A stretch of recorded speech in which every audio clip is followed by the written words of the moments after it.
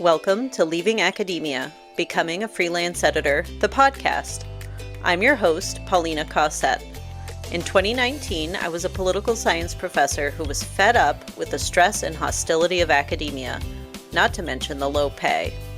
I left my tenure-track job and went from barely surviving to thriving as a freelance academic editor. Today, I own Acadia Editing Services, an editing and coaching business that brings in 6 figures a year. In this podcast, I'll discuss the challenges of academia, what academic editing involves, and what life as a freelancer looks like. If you're willing to jump outside your comfort zone, it is possible to find joy, true flexibility, and a profitable and rewarding career as an academic editor. Thanks for listening. Hello. Thanks for checking out my podcast. My name is Paulina Cossette. I'm a former political science professor and the owner of Acadia Editing Services. This first episode of the podcast will be an introduction to me, how I left academia, and how I became an academic editor. I share my story so that you know you're not alone.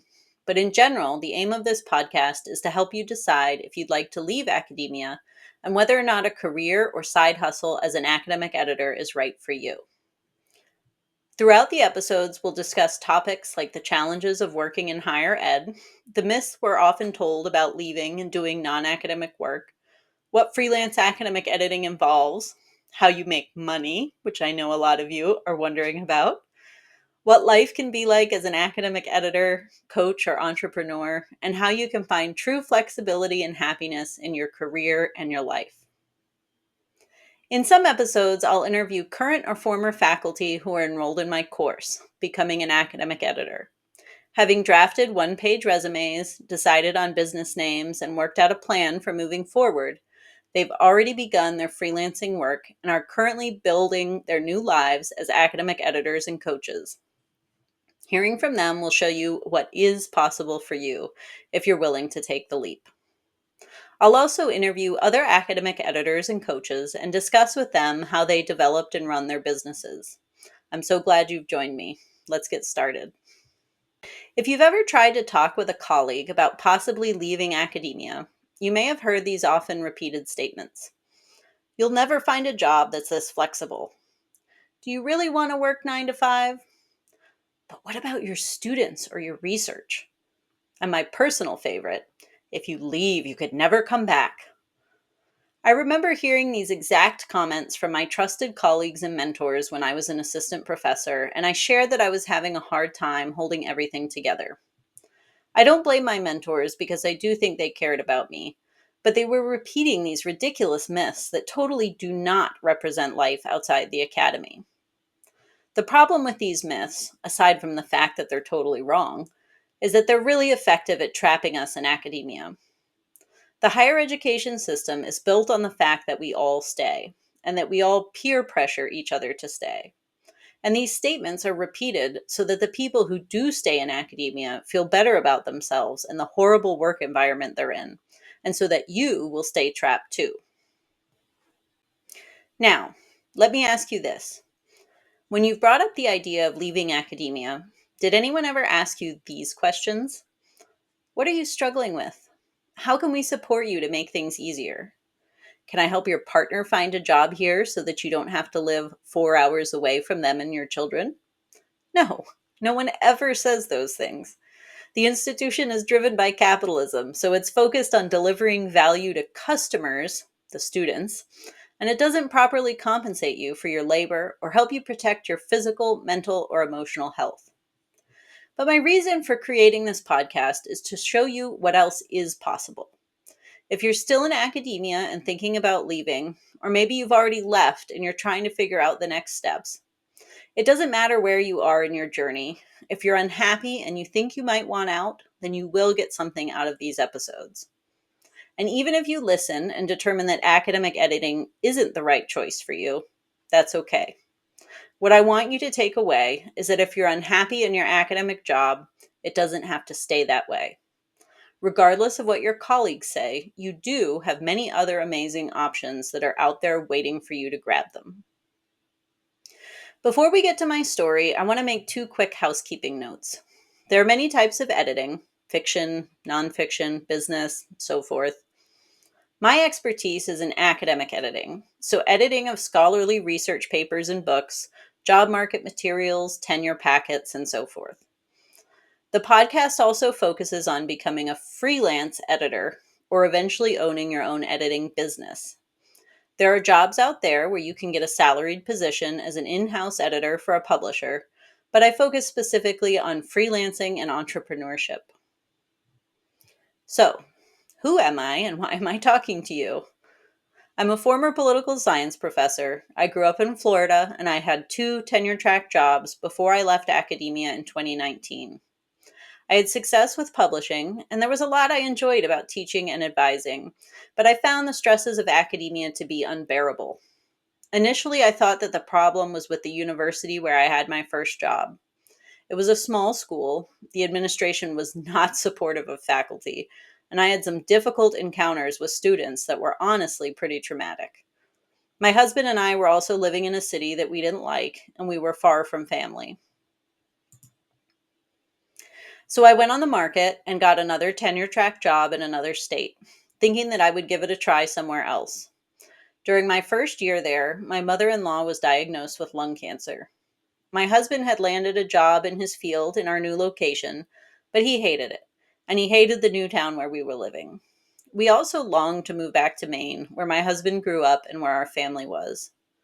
We had our first child during this time, and we had no support near us. We knew we wanted to raise our son in Maine, near family, where we could live by the ocean, go hiking and kayaking, and enjoy a quality of life that we just didn't have at the time. I also found that while I enjoyed teaching at this new school much better than at my prior institution, so many of the same challenges persisted: student plagiarism, grade grubbing, and a general disinterest in learning. An imbalance in the workload where junior faculty, particularly women and faculty of color, had to pick up the slack in terms of advising, committee service, and even teaching when more senior faculty refused to contribute. And the growing interest by administrators in moving to online learning as a way to make more money, which was driven especially by their view of students as customers. I finally reached my breaking point when my son was about a year old. I was working 7 days a week and barely keeping my head above water. I was getting no sleep with a new baby, and my department required me to teach a new course with all new prep my first semester back from maternity leave. It felt like chaos. I was drowning, and during the summer of 2019, I finally broke. I couldn't do it anymore. The thought of going back to teaching in the fall made my stomach churn. But I also felt this intense guilt about letting down my students, my grad school advisors, my colleagues. This conflict between wanting to fulfill my needs and my intense fear of letting others down created a perfect storm of crippling anxiety. I was terrified to leave academia, but I also knew that I couldn't go back. Thankfully, my husband had a job waiting for him in Maine, and in July we said, "Screw it, we're leaving." I had no idea what I was going to do for work, but I knew that something had to change. When we moved to Maine, I applied to a lot of non academic jobs, but we live in a rural area and there weren't many options.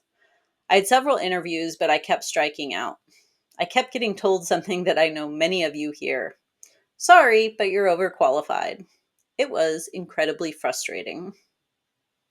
But I had just published my book and worked with a freelance copy editor who worked for the publisher. Before this, I had no idea that copy editors existed or what they did.